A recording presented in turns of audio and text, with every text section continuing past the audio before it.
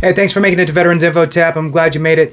Hey, one of the mysteries with your different benefits is how to calculate how some of this stuff comes in and where to find that information.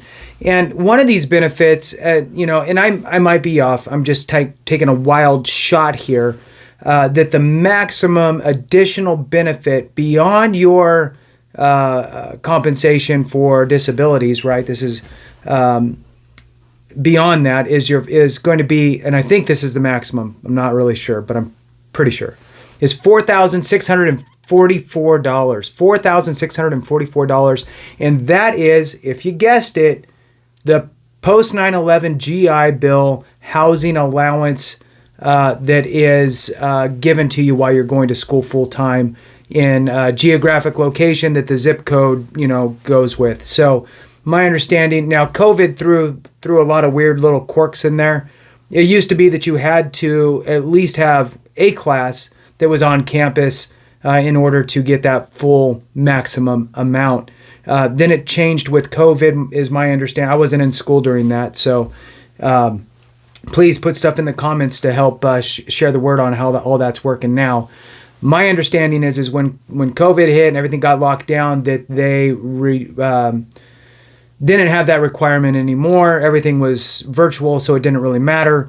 And then now things are starting to kind of go back to normal. I don't know if it's back into place fully where you have to be at the school in person for at least the one class. So anybody who's going through the process, please put it in there. But what I wanted to talk about here was how to calculate your amount. And there is a document that I found that basically tells you how to calculate your post 9/11 and what to do for the subsistence allowance rates. So here it says the Department of Defense sets BAH rates each calendar year. Therefore, new BAH rates are effective January 1st each year, not October 1st.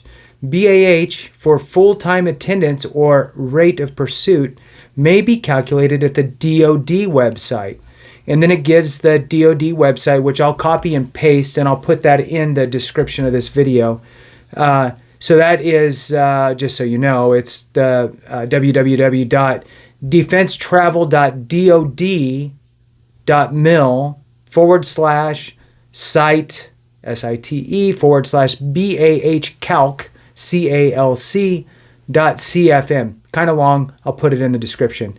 Then what happens is you'll put your zip code. Well, when you go to the website, at least the first website that I went to for the Defense Travel Management Office, there's a bar, and across that bar are different things about programs, policy regulations, travel and transportation rates, allowances, training, and support. This would be under the allowances drop-down menu on the blue tab that goes across the top of this website. When you click on that allowances drop-down, it will allow you to put in the zip code of your training institution or wherever you're going to be. So I put in this one, San Francisco, and that is 94016 zip code. And what the form here tells you to do is it says that for programs or agency approved for work experience programs and E5, right? Click calculate. So it says you want to put in the zip code for the training facility. So again, the school, right? The zip code for the school where you're going, and E5. Then it click calculate. Then it gives you two, so I'm flipping tabs here. It gives you two allowances. So anybody who remembers when you were serving, is you have the with dependents and the without dependents. So with the San Francisco zip code of 94016, with dependents, it's $4,644, and without dependents, it is $3,738. Now let's read a little bit further in that form, and it says here so click calculate. Then it says use the rate for E5 with dependents. So you get the higher rate. So whether you're single or not, you get the with dependents rate at $4,644 if you were going to school in San Francisco, right? Then per public law 115-48, participants who used entitlement to Chapter 31 benefits and services on or before December 17th will add an additional amount to this rate. The additional amount will be published in January 2020. I tried to look for it, not quite sure. I'll keep digging. But the main thing is that you want to be able to know where to go when you're looking to sign up for any sort of school.